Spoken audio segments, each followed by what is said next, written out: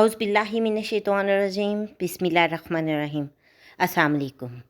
आज मैं आप लोगों के साथ हज़रत इब्राहीम अलैहिस्सलाम का वाक़या शेयर करने वाली हूँ। मैं आप लोगों को डिटेल से बताऊँगी कि क्यों नमरूद ने हज़रत इब्राहीम अलैहिस्सलाम को आग में डाला। तो सबसे पहले बात करते हैं हज़रत इब्राहीम अलैहिस्सलाम की, जिनके बारे में हर कोई जानता है, हर मुसलमान जानते हैं कि वो हमारे एक मुकर्रब तरीन पैगम्बरों में से एक हैं। आप अलैहिस्सलाम का मुकाम व मर्तबा अल्लाह ताला के नज़दीक बहुत बड़ा है।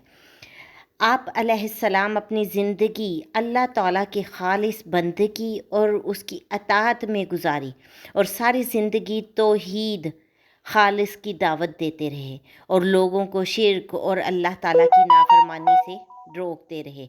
बेशक आप अलैहिस्सलाम की ज़िंदगी तमाम मोमिनों के लिए नमूना है। हज़रत इब्राहीम अलैहिस्सलाम की विलादत नमरूद बिन कनान के दौर में हुई। इसके बारे में कहा जाता है कि वो इंतहाई ज़ालिम और संगदिल आदमी था। उसका ताल्लुक़ उस कबीले से था जिसकी तरफ हज़रत नूह अलैहिस्सलाम को भेजा गया था। 1000 बरस तक उसने बादशाहत की और मालून खुदाई का दावा करता रहा। एक रोज़ नमरूद तख्त पर बैठा था। तमाम लश्कर उसके गिर्द हाजिर थे।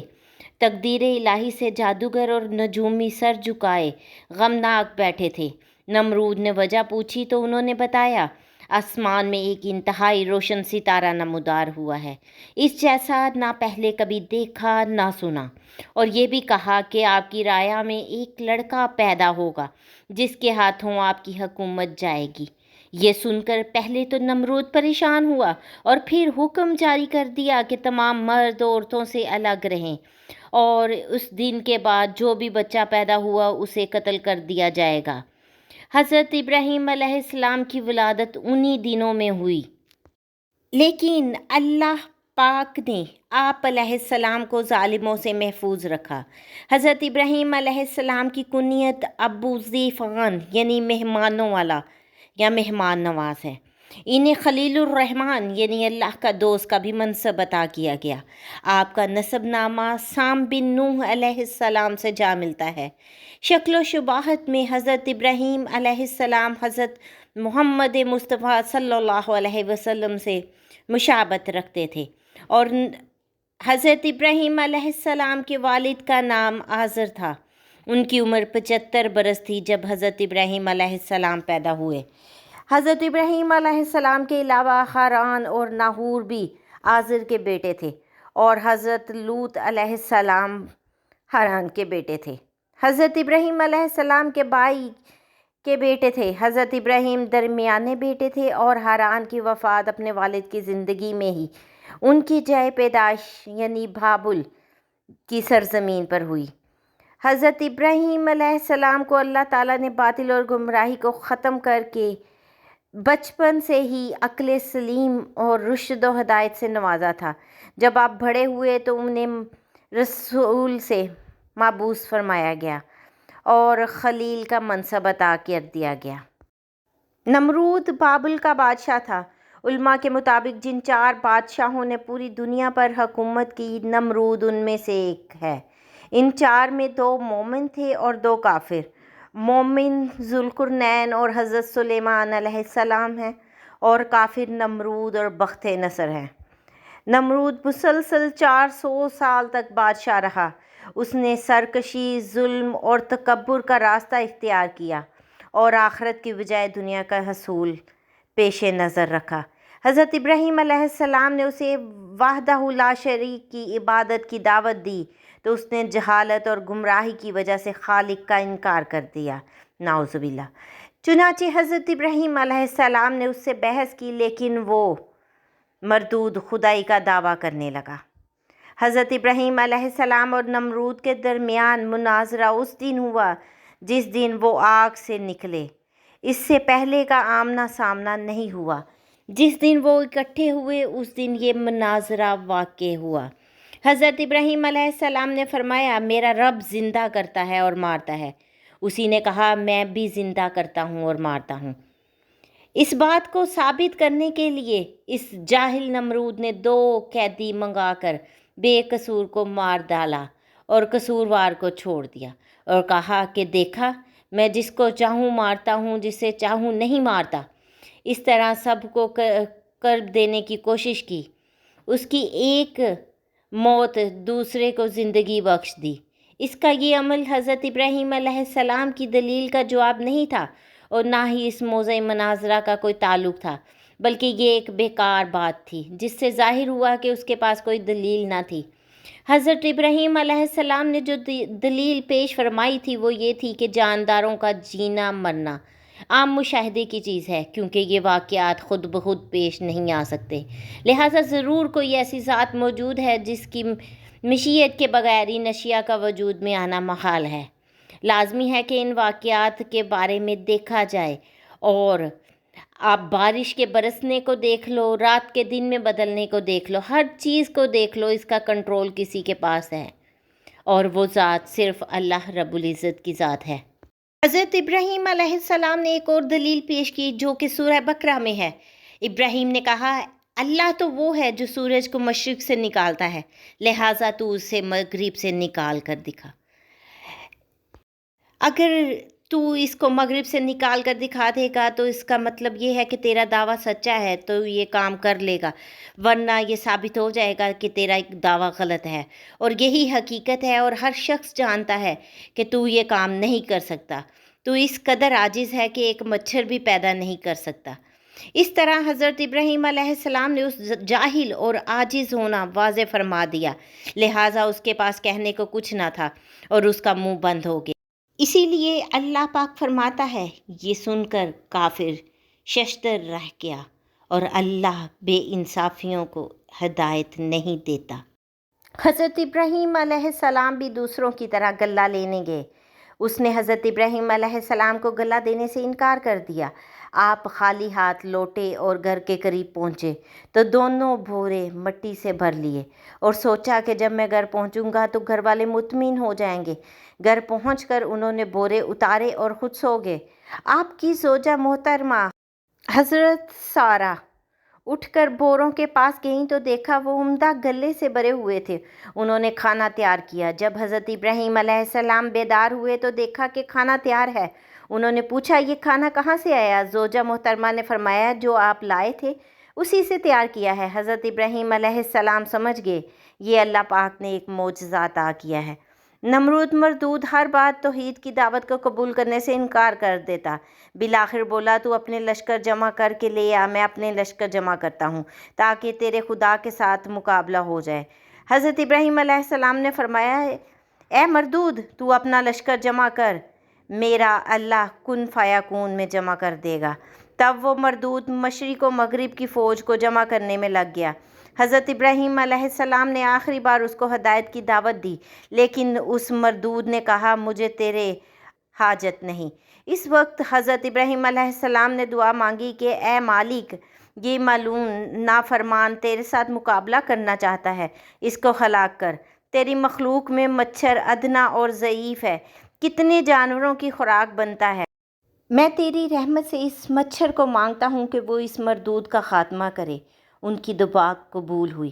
نمرود نے اپنی فوج کو میدان میں اکٹھا کیا اور حضرت ابراہیم علیہ السلام سے کہا اگر تیرا اللہ چاہے تو زمین کی حکومت ہم سے چھین لے، مگر اس سے پہلے میری فوج کا مقابلہ کر۔ حضرت ابراہیم علیہ السلام نے اس سے کہا مردود دیکھ میں اللہ کی فوج لے آیا ہوں۔ نمرود نے دیکھا مانند ابر سیاہ ہوا ہر کچھ چلا آتا تھا۔ یہ دیکھ کر لشکر میں ہلچل مچ گئی، مچھروں کا شور پھیل گیا اور اس مردود کا سارا جوش جاتا رہا۔ یوں اللہ نے اس لشکر پر مچھر مسلط کر دیے۔ انہوں نے ان کا گوشت اس طرح کھا لیا کہ صرف ہڈیاں باقی رہ گئیں۔ ایک مچھر اس پلید نمرود کی ناک میں گھس گیا اور دماغ میں جا کر اس کا مغز کھانے لگا۔ نمرود اس عذاب میں گرفتار ہوا کہ جس کا چارہ کچھ نہ ہو سکا، اور ہر کسی سے سر پر لکڑیاں ہتھوڑے مرواتا، جس سے مچھر کچھ پل دم لیتا اور اس کو چین آتا۔ شب و روز اس کے سر پر سونٹے کھاتے ہوئے گزرے، حتیٰ کہ اللہ پاک کے حکم سے وہ مردود کفر کی حالت میں ہلاک ہو گیا۔ پھر حضرت ابراہیم علیہ السلام جب بت شکنی کے بعد کفار کی طرف لوٹے تو حضرت ابراہیم علیہ السلام کا اور کفار کا مقابلہ ہوا. انہوں نے ان کو دلیلیں دیں جن میں کوئی بھی دلیل ان کے کام نہ آ سکی، اور انہوں نے سبق لینے کی بجائے اپنی سرکشی اور متکبر شکست کھانے کے بعد بھی اپنا حال وہی رکھا، اور یہ طے پایا کہ حضرت ابراہیم علیہ السلام کو عام لوگوں کے سامنے سزا دی جائے تاکہ کوئی دوسرا اس قسم کی حرکت نہ کر سکے. اللہ پاک نے ان کی بری چال کا ذکر کرتے ہوئے سورۃ الاصفات میں فرمایا ہے، وہ کہنے لگے کہ اس کے لیے ایک عمارت بناؤ، پھر اس کو آگ کے ڈھیر میں ڈال دو. غرض انہوں نے اس کے ساتھ ایک چال چلنی چاہی اور ہم نے انہیں ہی زیر کر دیا. پھر یوں ہوا کہ پوری قوم کو کہا گیا کہ سب لکڑیاں اکٹھا کرنا اپنا فرض سمجھیں اور ایک میدان میں جمع کرتے جائیں.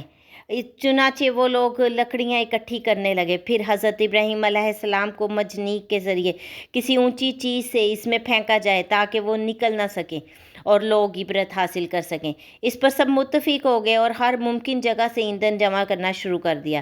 پھر ایک دن نوبت یہاں تک آ پہنچی کہ اس زمانے کی جاہل عورتوں میں سے اگر کوئی بیمار ہوتی تو یہی نظر مانتی کہ اگر مجھے شفا ہو گئی تو ابراہیم علیہ السلام کو نظر آتش کرنے کے لیے اتنا ایندھن دوں گی. پھر انہوں نے ایک وسیع جگہ میں تمام ایندھن رکھ کے اسے آگ لگا دی. آگ روشن ہوئی، بھڑکی اور اس کے شعلے بلند ہو گئے. اس سے چنگاریاں اڑنے لگی جو اس سے پہلے کبھی کسی نے نہیں دیکھی تھی. شعلہ اس قدر اونچا ہوا کہ وہاں سے اگر 3 میل کے فاصلے پر بھی کوئی پرندہ اڑتا تو جل کر بھون جاتا. سب کافی سوچنے لگے کہ ابراہیم علیہ السلام کو اس الاؤ میں کیسے ڈالیں. تب ہیزن نامی ایک شخص نے ایک آلہ تیار کیا جسے منجنیق کہتے ہیں. اس سے پہلے یہ آلہ کسی نے نہ بنایا تھا. لوگوں نے حضرت ابراہیم علیہ السلام کو پکڑ کر باندھ دیا اور مشقیں کس دیں. آپ علیہ السلام نے فرمایا، اللہ تیرے سوا کوئی معبود نہیں، تو پاک ہے، جہانوں کے مالک، تیری ہی تعریف ہے، تیری ہی بادشاہت ہے اور تیرا کوئی شریک نہیں. حضرت ابراہیم علیہ السلام کو ہاتھ پاؤں باندھ کر منجنیق میں رکھا گیا اور آگ میں ڈالنے سے پہلے حضرت ابراہیم علیہ السلام کا پیرہن اتار کر انہیں دوسرا پیرہن پہنایا گیا، کیونکہ ان کو ڈر تھا کہ حضرت ابراہیم علیہ السلام نہ جلے تو سب کہیں گے کہ اس پیرہن کی برکت سے وہ محفوظ رہے. بہت سے آدمیوں نے مل کر منجنیق کو کھینچا اور حضرت ابراہیم علیہ السلام کو آگ کے اندر ڈال دیا گیا. یہ عالم دیکھ کر آسمان پر فرشتے سجدہ ریز ہو گئے اور کہنے لگے، مالک تیرے خلیل کو دشمنوں نے آگ میں ڈال دیا ہے. حضرت ابراہیم علیہ السلام کو جب آگ میں ڈالا گیا تو کفار کا پہنایا گیا پیرہن گھڑی میں جل گیا، لیکن حضرت ابراہیم علیہ السلام کو غضن بھی نہ پہنچا. اللہ پاک کے فضل و کرم سے حضرت ابراہیم علیہ السلام پر آگ حرام ہو گئی اور آپ اس میں محفوظ ہو گئے. یہ آگ آپ کے لیے مسئلہ گلزار ہو گئی. حضرت ابراہیم علیہ السلام کو یہاں پر بہت ساری نعمتوں سے حضرت جبرائیل علیہ السلام نے کہا کہ آپ کا صبر عجیب صبر رہا. جو مشکل وقت آپ پر تھا، آپ میں اس میں لوگ نہ جانے کیا کچھ کرتے ہیں، لیکن آپ نے کوئی حاجت طلب نہ کی اور اپنے پروردگار پر بھروسہ رکھا. اس لیے یہ معجزہ اور اللہ پاک کی عنایت آپ علیہ السلام سے پہلے کسی پر نہ ہوئی. بعض راوی کہتے ہیں کہ مسلسل 40 دن آگ کے الاؤ میں رہنے کے بعد حضرت ابراہیم علیہ السلام باہر آئے اور ان کو ذرا برابر غضن نہ پہنچا. حضرت ابراہیم علیہ السلام نے فرمایا، میری زندگی میں کوئی دن اور کوئی رات وہاں ایسے نہیں گزرے جہاں جو پہلے سے زیادہ خوشگوار نہ تھے. کفار نے حضرت ابراہیم علیہ السلام پر فتح پانی چاہی، لیکن انہیں شکست ہوئی اور بلندی کے شوق میں پستی ان کا نصیب ہو گئی، جیسا کہ ارشاد باری تعالیٰ ہے، اور ان لوگوں نے تو ابراہیم کا برا چاہا مگر ہم نے انہی کو نقصان دیا. دنیا میں تو خسارہ اور پستی نصیب ہوئی اور آخرت میں بھی ان کو جہنم نصیب ہوئی. ہم مسلمان اس واقعے سے بہت زیادہ سبق لیتے ہیں اور اپنے ایمان کو مضبوط رکھنا ہم سب کے لیے بہت لازم ہے. ہر برے وقت میں صرف اللہ تعالیٰ سے دعا طلب کریں، انہی سے مدد طلب کریں. اس کے ساتھ ہی مجھے اجازت دیں. اللہ حافظ.